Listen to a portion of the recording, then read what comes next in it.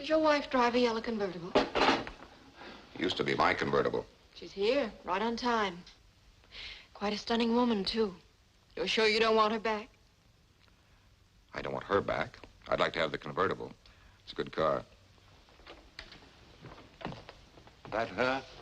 Yes, Dad. You two stay in the study. Keep your fingers crossed. I'll yell if I need you.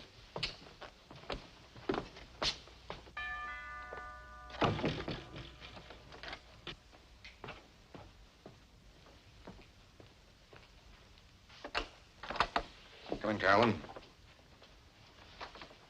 It was sweet of you to invite me. Well, what have you been up to these days, Harlow? Working. Care for martini? Love one. I've been reading about you in the newspapers lately. About me? About the Carolyn Grant art studio. One columnist in particular seems to be giving you quite a lot of free publicity. Writes for the Daily Chronicle. It's Wayne Vincent. Yes, the studio really owes a lot to Mr. Vincent. And not just from his plugs and his column, either. You might call him a silent partner. Do you employ him? In a way, yes. As you know, art critics don't make much money. So on the side, for a small fee, Mr. Vincent helps me select the right paintings for the right prices. Carolyn, I'll get to the point. No doubt you're wondering why I asked you here. Naturally. I want a divorce.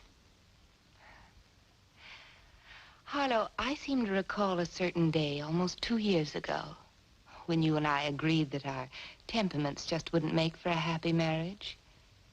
At that time, I suggested divorce myself. You were the one who wanted this arrangement for living separately. Well, it seems simpler that way. Besides, I never dreamed I'd want to marry again. Sounds like you're in love. Can you think of any reason why I shouldn't be? Yes, I can think of one reason. What's that? You're already married. That's why I'm asking you to divorce me. But Harlow, I'm quite happy with our present arrangement. You know, I've been reading the papers, too. Your company seems to be expanding by the day. Now, why should I agree to a set alimony when under the present arrangement, my own income expands with yours? We're not living together. Yet I pay the bills as if we were man and wife. We are a man and wife. Perhaps you're lonely, darling. Perhaps you'd like me to move back with you again. Perish the thought. The only way you can perish that thought is to pay for it. I am paying for it. And you'll continue to pay for it on the first of every month. Carolyn, when a man pays for his freedom, he'd like to enjoy that freedom. But Harlow, the courts don't allow two parties to just agree on a divorce. Why, it's done all the time. Well, it won't be done this time. I have no intention of suing you. You'd look pretty silly in court, Harlow, darling, trying to tell the court you'd like a divorce just so you can marry somebody else. Suppose I offer you the same percentage in the future that you're getting now. But that doesn't make sense, dear. Why should I even bother with a divorce if I can't better my present arrangement? How much better do you want it? Same percentage plus $200,000 cash settlement. 200? Where would I get that? I'd have to sell half the firm. Why don't you sell your father's half? He's getting old. It's time the old buzzard retired anyhow. Why?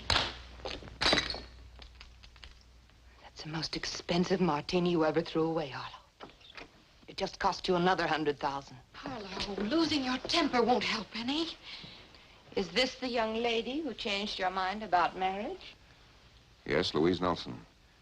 I'm sorry I didn't meet her before I met you. But you didn't, darling. She's cute, Harlow. I'm surprised you don't think she's worth enough to warrant offering me a reasonable settlement. I did offer you a reasonable settlement. Carolyn, if you'll accept his offer, I'll add my check to it. $30,000. $30,000. That's not a settlement, Pop. That's a tip.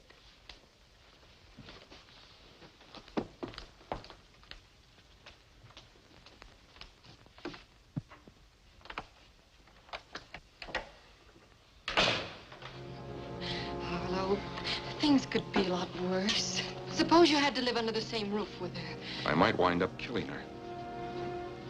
Don't say that. Don't even think it. Well, you can't blame him for thinking it. Any way you look at it, that woman's a witch. And no matter how you spell it,